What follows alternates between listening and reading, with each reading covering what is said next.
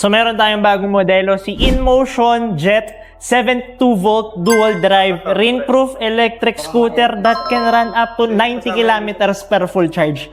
Top speed natin is 80 kph, 11 inches tubeless tires, hydraulic brakes harap likod, adjustable suspension, C-type suspension harap likod. Meron tayong dual pole dito sa manibela, tapos naka C-type combo, so stable at maganda yung suspension. Touchscreen yung LCD. Unang unit na touchscreen yung LCD dito sa motor electric. 72 volts, 2,300 watts peak wattage per motor. What the hell? Adjustable yung suspension sa harap likod. Yung height, hindi lang yung rebound pati yung height pwede mo ibaba, pwede mo itaas. Pwede mo ipantay. Pwede mo ipantay, pinakauna yan sa market. Available at Motor Electric. Naka-thumb throttle tayo. Signals yan sa handlebar. Powerful, beautiful beast. Available here at Motor Electric. Battery nito is 25 amp hour lithium-ion battery. So isa pa nating feature is adjustable din yung haba ng manibela. Saan kayo makakita ng ganun?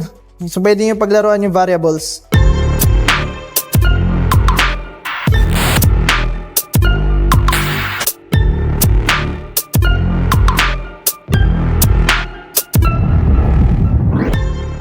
So, nabuksan na namin at ibang level to.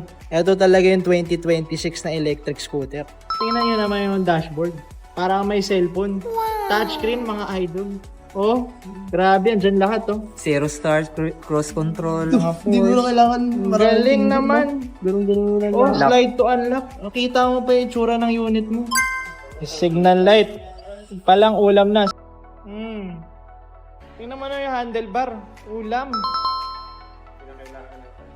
Ilaw sa harap. Boom. Ulam. Open mga Sheesh. Oh, tail light, brake light sa likod. Ulam. Tara na at maglesonan, baby.